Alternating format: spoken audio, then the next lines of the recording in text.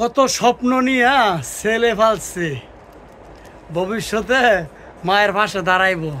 অনে আল্লাহ ছেলের মাথার সমস্যা আর কি, অনে আল্লাহ দিছে রোগ করে কি করার আছে। অনে মানুষের দুয়ারে দুয়ারে আওয়া লাগে, কিন্তু এটা কিন্তু ভাবছে না যে মানুষের দুয়ারে দুয়ারে আওয়ান লাগবো। তাইনেরও কিন্তু মান সম্মান আছে, তাইনেও কিন্তু দুনিয়া নিয়ে চলে, তাইনেরও কিন্তু আত্মীয় স্বজন নিয়ে চলে। তাইনে কইতাছে তাইনের মানে অনেকেই আছে দেখতে পারলে নিজের কাছে কষ্ট লাগবে, ওর কাছে কষ্ট লাগবে যে মানুষের দুয়ারে দুয়ারে আসছে।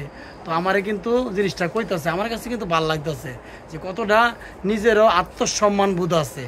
তো আসলে মানুষের কাছে যে হাত পাতাটা যে কত একটা কঠিন কাজ, যে পাতে কইতে পারবো কত কষ্টের পরে। খালা ঠিক নেই তো খালা আইসে, খালার ডাক দা কইলাম, খালা তুমি কি খাইবা? আমরা খাইবা? ওর হ আমি তো খাই ওই রান্না খালারে খাওয়াইলাম আর কি। যে আবার কিন্তু মুখটা ডাকতেছে কি লেগিয়া, ওদের আত্মসম্মান বোধ। তাইনেরও ছেলে ছিল, স্বপ্ন ছিল আমারে কামাই করে খাওয়াইবো, আমার দুর্দিনের পাশে দাঁড়াইবো, ছেলে মেয়ে মানুষে বড় করে দেয় উদ্দেশ্য নিয়ে না খালা। কিন্তু আসলে মানুষের ভাগ্যও লাগে ছেলে মেয়ের কামাই খাইতে।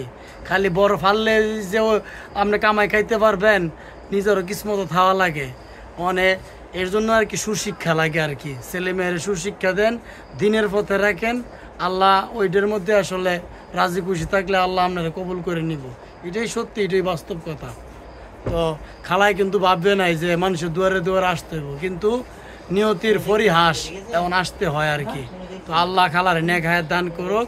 মার বোন খালা মারতে বালা, ঠিক আছে? তো অবশ্যই খালার জন্য দোয়া করবেন। আল্লাহ হাফেজ।